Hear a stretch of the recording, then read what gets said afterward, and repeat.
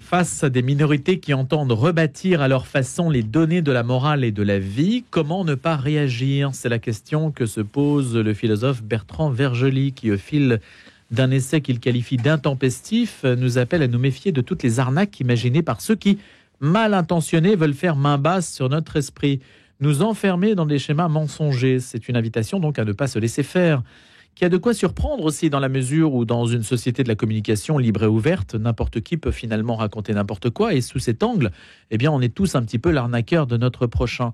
C'est un statut égalitaire peut-être que nous avons tous en partage, mais on va mettre ça en discussion avec Bertrand Vergely qui chez nous anime Lumière de l'orthodoxie, comme vous le savez, les grandes arnaques, donc ma base sur la pensée aux éditions Salvatore. Bonjour Bertrand Vergely. Bonjour Louis. Alors vous égrenez comme ça toutes les arnaques qui nous menacent. Écoutez, j'ai essayé de passer en revue un certain nombre d'arnaques que j'ai pu regarder, soit sur le plan métaphysique, soit sur le plan sociétal, soit sur le plan moral. C'est pour ça que je parle des mensonges, des folies et des vols. L'arnaque, n'est-ce pas simplement une manière d'exprimer un désaccord? Pas du tout. L'arnaque est une tromperie qui consiste à annoncer quelque chose et à faire l'inverse. Ou autre chose, et donc à se servir quelque part d'une apparence de vérité pour en fait tromper son public. Vous commencez par l'arnaque religieuse, ça doit Oui. quoi surprendre là aussi. Écoutez, j'ai grandi dans un monde où on me disait qu'on était à l'époque de la mort de Dieu, et je suis allé voir chez Nietzsche pour essayer de voir ce que signifiait la mort de Dieu, et la mort de Dieu signifie l'échec de l'athéisme, mais pas du tout la fin de la religion. Et je crois qu'il y a la première arnaque, c'est de dire, vous voilà, nous sommes à l'époque de la mort de Dieu, Dieu c'est fini. Eh bien, non. C'est pas comme ça que ça se passe. Que disait Nietzsche? Bien, Nietzsche regrettait que l'athéisme n'est pas la noblesse, la grandeur, l'héroïsme qu'il annonçait au départ, et il trouvait que l'athéisme était plat. Pour ça qu'il dit, nous avons tous tué, Dieu, nous l'avons tous tué, et d'autre part, c'est quelque chose de trop grand pour nous. Et en filigrane, il voulait dire, nous avons manqué la mort de Dieu. Dieu est-il une production de l'esprit humain? C'est l'esprit humain qui est une production de Dieu. Et Dieu est esprit, l'esprit est le souffle génial de l'existence, et la manifestation de l'esprit divin en nous vient de la part de génie qui peut exister à l'intérieur de nous. Vous dites de mémoire, mais vous avez cette formule, l'existence existe. Oui. C'est déjà quelque chose de miraculeux en soi que l'existence existe. Exactement. Et c'est l'expérience la plus profonde que l'on puisse faire, qui est de se rendre compte que l'on existe. Simone Veil disait, il est donné à très peu d'êtres d'avoir conscience que les êtres et les choses existent. Et quand nous existons vraiment, nous avons véritablement un corps avec des sens, et quand nous avons un corps avec des sens, eh bien, nous commençons véritablement à penser. C'est-à-dire, nous voyons ce que nous voyons, nous pensons ce que nous pensons, notre parole est oui ou non. Alors Nietzsche, mais aussi Descartes sur la pensée avec lequel vous attaquez. Oui, et lequel s'aperçoit pour la première fois que le monde est plein de tromperies. Et réagissant contre son éducation, il s'aperçoit qu'il croit qu'un certain nombre de choses existent alors qu'elles n'existent pas. On croit connaître le monde, on croit se connaître, mais tout ça, ce sont des croyances et des illusions. Qu'est-ce qui fait que nous existons véritablement? Ce qui fait que nous existons véritablement, c'est l'indéracinable en nous qui vient et de nous et de Dieu. Ce qui est une retranscription métaphysique de données fondamentales venant spirituellement. Qu'est-ce qui est intéressant chez Descartes, c'est qu'il retraduit les grandes données de la théologie et de la métaphysique qui existaient auparavant, mais il les met au goût de son époque qui découvre le mécanisme et la science. Quand on parle de tromperie, il y a une intention malveillante. Oui. Et c'est pas simplement le fait qu'une espérance puisse décevoir. Oui, alors est-ce que c'est une impression? Moi, je crois qu'en ce qui concerne notre monde, ce sont les utopies dans lesquelles on vit. Moi, j'ai vécu dans un monde qui était marqué par des utopies d'extrême gauche et dans lesquelles, sous prétexte de faire advenir le bien sur la terre, on se donnait tous les droits. Et parfois, on se donnait le droit de mentir parce qu'on mentait pour la bonne cause. Et donc, quel est le problème? Est-ce que c'est la malveillance? Je crois, et c'était ce que Todorov avait dit, que quelque part, ce qui fait le plus de mal au monde, c'est le bien. C'est-à-dire la volonté absolue de vouloir le bien de l'humanité. N'oubliez pas que finalement, les plus fous de nos compatriotes sont ceux qui veulent le bien sur la terre. Mais n'est-ce pas l'objet de la politique, Bertrand Vergely ? L'objet de la politique est double. Et il peut être l'objet, premièrement, d'un engagement citoyen pour le bien commun, et deuxièmement, la conquête du pouvoir. Et parfois, la confusion entre la conquête du pouvoir au nom du bien commun. Donc il y a la passion du pouvoir, mais il y a aussi le sens de l'intérêt et du bien. Mais justement, si le sens de l'intérêt et du bien anime la politique, forcément, les idées tendent vers la réalisation d'une espérance et d'un bien, ce que vous venez de dénoncer. Les idées, oui, mais simplement il y a la manière. Et la caractéristique de l'homme politique, c'est de ne pas vouloir le bien n'importe comment, c'est-à-dire sans bien. Et donc il faut être bien soi-même si on veut amener le bien. Alors, Bertrand Vergely, il y a quantité d'arnaques, je ne vais pas toutes les citer, mais on va de l'arnaque religieuse, l'arnaque humaniste, l'arnaque... j'essaie vous avez l'homme, la foi, l'âme, la morale et la nature. Là, on nous a expliqué, par exemple, que ça n'existait pas. L'arnaque libertaire. L'arnaque libertaire que l'on trouve... L'arnaque conservatrice aussi. Oui. Il y en a pas mal quand même. Oui, à propos de la nature, on s'aperçoit qu'effectivement, on a voulu ou bien figer les choses dans une nature, ou bien que la nature n'existe pas. Et on n'a pas vu que la nature est un travail. Le travail qui est d'aller dans l'essence même des choses et permettre de redécouvrir ce qui fait que ce qui est ce qu'il est. Donc, vous voyez, même chose sur la morale. La morale n'est pas une invention sociale. La morale est le plus autre manière qu'on puisse avoir d'exister. Et c'est ce qui fait qu'à un moment, nous pouvons avoir une société cohérente parce qu'il y a une conscience morale à l'intérieur. C'est pas simplement la société qui fait la morale, c'est aussi la morale qui fait la société. Et vous dites donc, ce qui est à l'origine en fait de cette démarche, c'est de dire que on veut en quelque sorte créer de faux concepts qui viennent viralement polluer notre cerveau et nous engager dans de mauvaises directions. Mais est-ce que vous pouvez faire le lien entre cette intention-là et la réalité de ce que ça produit? Alors, pour recadrer les choses et leur donner une consistance, il s'avère que l'être humain est intelligent, il fait un certain nombre de découvertes. Le problème est que souvent, il se laisse griser par ses propres découvertes et que quelque chose qui était juste au départ devient fou. Et donc, c'est là où tout d'un coup, on ne fait pas attention. C'est exactement ce qui se passe au niveau spirituel. Au niveau spirituel, on va rentrer dans la vie spirituelle et puis il va y avoir le combat intérieur, ce qu'on peut appeler l'attaque des pensées. Eh bien, c'est un peu ce qui s'est passé. C'est-à-dire que tout d'un coup, on met dans les mains des êtres la richesse, le pouvoir, la notoriété, la capacité de l'intelligence. Et à partir de quelque chose de très bien, eh bien, tout d'un coup, on arrive à quelque chose de fou. Si vous prenez aujourd'hui, par exemple, la question du woke, vous apercevez que sur quelque chose qui est noble, juste et bon, à savoir la lutte contre le racisme, on finit par créer une espèce de racisme antiraciste. Vous voyez, c'est quand même très grave de dire qu'au nom de la libération de l'humanité, les Blancs sont intrinsèquement racistes. Et que, quelque part, la police est intrinsèquement raciste. Et il faut se débarrasser de la police si on veut se débarrasser du racisme. Et on arrive à une forme de folie. Or, au départ, les intentions étaient bonnes. Elles n'étaient pas malveillantes. Elles étaient, j'ai envie de dire, jeunes, inexpérimentées et parfois bêtes. Mais ce qui est mal, donc, est toujours la perversion de quelque chose qui est bien au départ. Exactement. Les pères de l'Église disaient le mal est l'absence de bien. Eh bien, je crois qu'au départ, c'est cette mauvaise gestion du bien qui est à l'origine du mal. On le voit très bien dans la création. La création est bonne. L'homme est bon. Il est bon que tout ce qui existe. Mais il n'est pas. Il faut pas être bon une fois. Il faut l'être toujours. Et le problème est le suivant, c'est que parce qu'on est bon une fois, on croit qu'on peut se dispenser de l'être toujours. La morale, justement, Bertrand Vergely, puisqu'on pourrait s'attaquer ainsi à quantité de sujets que vous mentionnez en particulier. Alors là, on va peut-être prendre les choses par ordre, si je puis dire, par ordre tel que vous les énoncez. Sur la révolution woke, le wokisme qui terrorise, semble-t-il, quelques milieux intellectuels, en particulier des milieux intellectuels plutôt conservateurs. et qui généralement voient d'un mauvais œil ce qui arrive comme prétendument, attention, prétendument conservateur, parce que très souvent, le woke, est comme dans toutes les minorités qui se trouvent libertaires, ils se traitent entre eux de fascistes.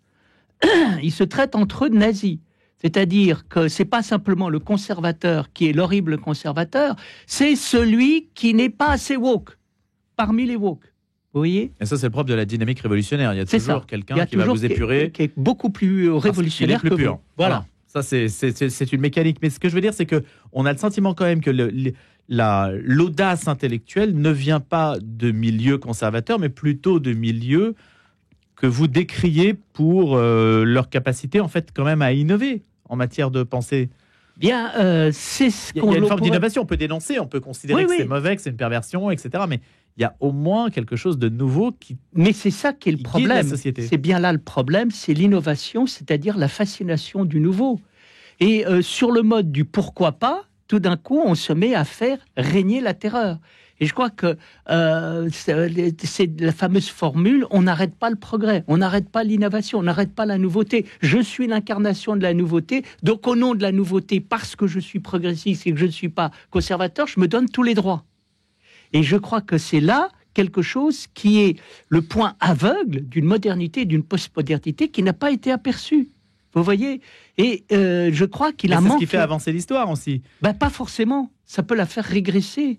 Et je crois que ce qui a manqué aux révolutionnaires et à l'innovation, c'est d'avoir des maîtres qui te disent « Attention, tu vas avoir le pouvoir de l'innovation, que ce pouvoir ne te grise pas.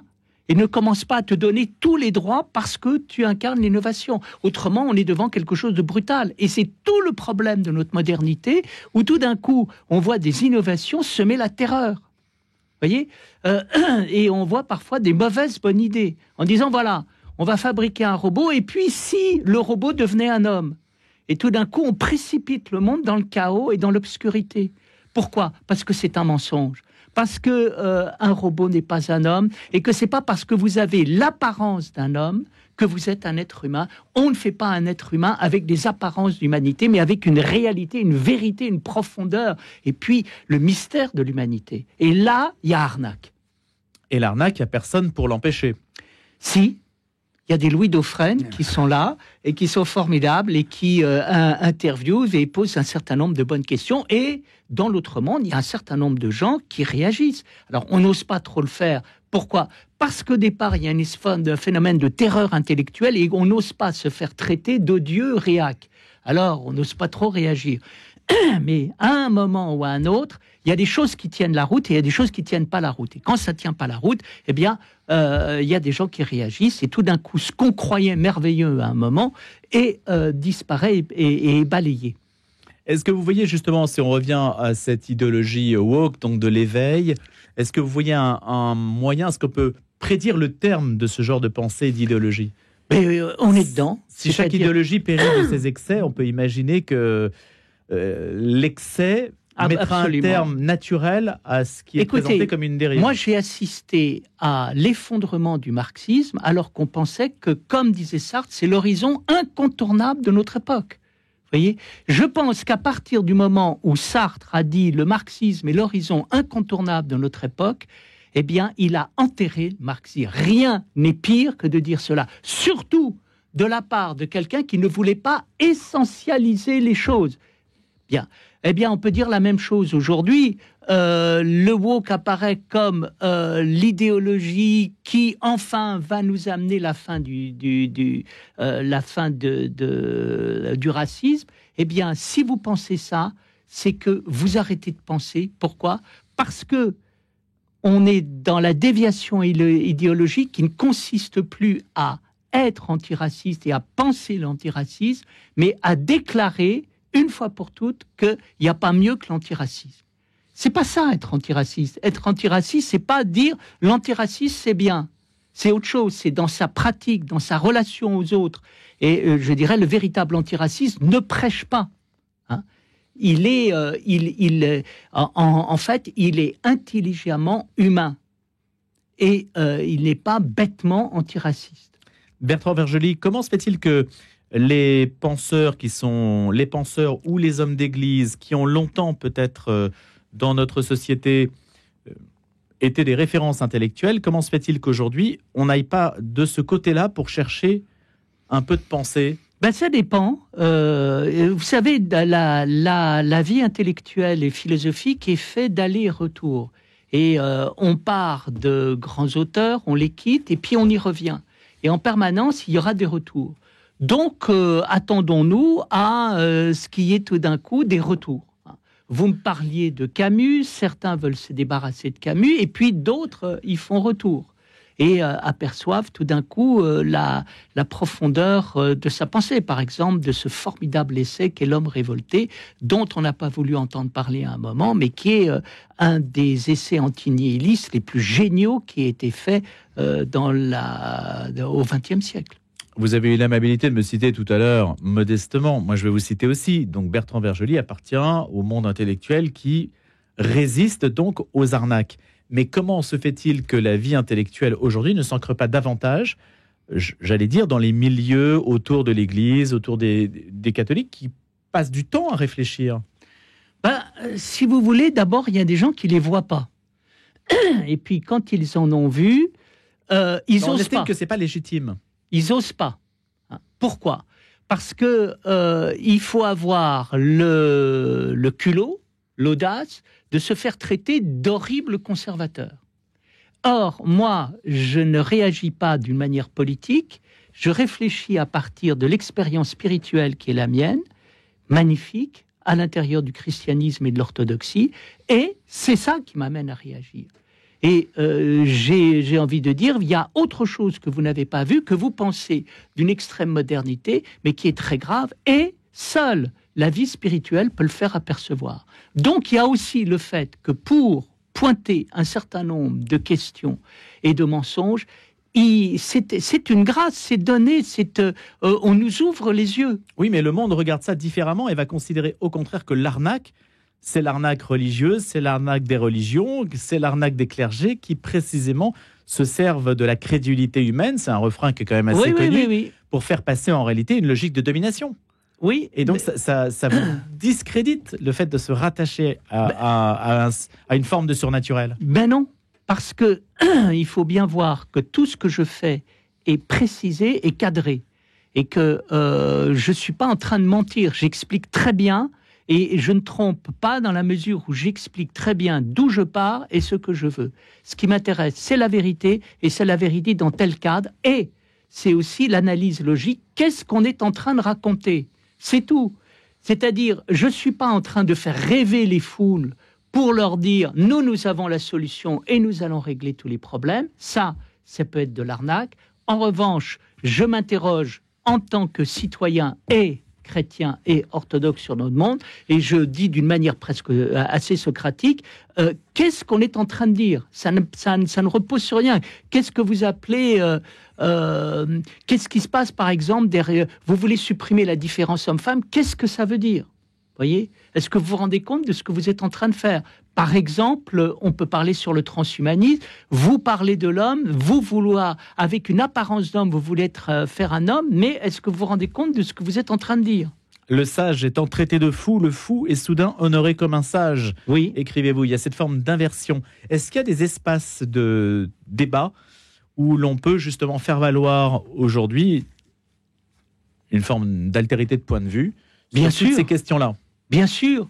Alors, je crois que dans certains départements de sociologie ou de philosophie, c'est pas possible. Pourquoi ? Parce qu'on a affaire à des dictatures idéologiques. Mais je me permets de signaler qu'il y a des espaces de liberté comme celui que vous m'offrez ce matin et qui fait qu'on peut, d'une manière très courtoise, très amicale, parler, discuter et que personne, jusqu'à présent, ne m'a censuré. Donc on va avoir quoi ? On va avoir des espaces de censure où tout d'un coup, des gens sont exclus. Par exemple, Sylvain Tesson est exclu du Printemps des poètes parce qu'on considère que c'est une icône de l'extrême droite, alors que jamais on ne l'a vu tenir des propos d'extrême droite, mais on considère que... Et tout d'un coup, c'est quand même sidérant d'apercevoir qu'il y a des intellectuels, des poètes, des professeurs qui censurent quelqu'un au nom de la liberté d'expression. Mais heureusement, il y a des Louis Dauphren et d'autres qui disent, écoutez, moi je suis un journaliste libre et j'invite qui je veux et je parle de tous les sujets, je pose toutes les questions. Et la question, c'est de savoir si on peut faire dialoguer des personnes. Est-ce qu'on peut faire dialoguer, Bertrand Vergely, des arnaqueurs et puis des sages? Écoutez, c'est possible, ça? Directement, non, parce que si on dialoguait, il n'y aurait pas d'arnaque. Et que la caractéristique de l'arnaqueur, c'est qu'il ne va pas vouloir arnaquer, c'est qu'il ne va pas vouloir discuter, c'est qu'il va dire Bertrand Vergely, je ne lui adresse même pas la parole, je ne vais même pas lui serrer la main. Pourquoi? Parce que ce n'est pas fréquentable. Bon, mais ça fait partie des us et coutumes de Paris, vous voyez. Mais heureusement, les choses ne se passent pas comme ça. Hein. Quand est-ce qu'on fait dialoguer? On fait dialoguer d'abord, on demande à chacun, on lui donne à chacun la parole et on lui permet de s'exprimer. D'abord, il faut entendre de quoi il est question. Et après, qui est-ce qui va dialoguer? C'est la troisième personne qui va regarder, qui va dire, donc, moi, j'ai écouté, j'ai regardé et j'ai vu qui dit quoi. Voilà, c'est là. C'est-à-dire, c'est à l'intérieur du citoyen que va se faire la rencontre entre les opposés. Vous ne citez pas de nom, Bertrand Vergely? Oui. D'arnaqueur? Oui. Et en même temps, je cite, pourquoi? Parce que ce n'est pas des attaques ad hominem, mais ce sont des modes de pensée. Et j'écoute le monde et je regarde le monde autour de moi et je vois ce qui se dit. Par exemple, l'idée que la morale est une invention sociale, c'est une idée que j'écoute, puisque ça fait 50 ans que je regarde la société française, ça fait 50 ans que j'entends l'idée que la morale est une invention conservatrice pour brimer nos désirs. Alors bien évidemment, les anarchistes ont développé cette idée, le marxisme a développé cette idée, et puis après c'est devenu une sorte d'idée qui s'est développée partout. C'est-à-dire que la société a inventé la morale pour protéger ses intérêts. Qu'il y ait des conservateurs qui se servent de la morale pour protéger leurs intérêts est vrai. Et de ce point de vue-là, l'analyse sociologique a raison. Mais que ce soit ça l'essence de la morale, non. Et même, il y a des propos à ce sujet de Nietzsche dans la généalogie de la morale qui sont terriblement ambigus. Bien que Nietzsche soit profondément quelqu'un qui souhaite la morale et la réhabilitation de la noblesse en morale, néanmoins, il y a des passages qui font apercevoir que la morale serait une invention réactive de la société pour empêcher les forts et établir le pouvoir des faibles sur les forts. Vous voyez donc, oui, on peut, si vous voulez. Mais moi, ce qui m'a intéressé, c'est de revenir à des énoncés que l'on entend partout. Et justement, les déminer et faire ce travail de discernement qui permet aussi de se libérer intellectuellement. Oui. C'est quand même je pourrais, par exemple, dire, oui, c'est Luc Ferry qui nous explique qu'on est dans l'époque de la mort de Dieu. Et de ce point de vue-là, je ne suis pas d'accord avec ce qu'il dit parce que je trouve ça trop hâtif. Et je trouve que c'est un résumé trop simpliste. Mais quel est l'important? L'important, c'est de comprendre ce que c'est que la mort de Dieu. Ce n'est pas de rentrer dans un débat avec Luc Ferry. Merci Bertrand Vergely. Merci Louis Dauphren. De nous avoir accompagnés en ce 1er mai, main basse sur la pensée, les grandes arnaques aux éditions Salvator. Je rappelle que vous êtes essayiste et bien sûr philosophe. Et puis bien sûr, Lumière de l'orthodoxie, auquel on pourra se reporter également une émission que vous animez sur notre antenne. À bientôt.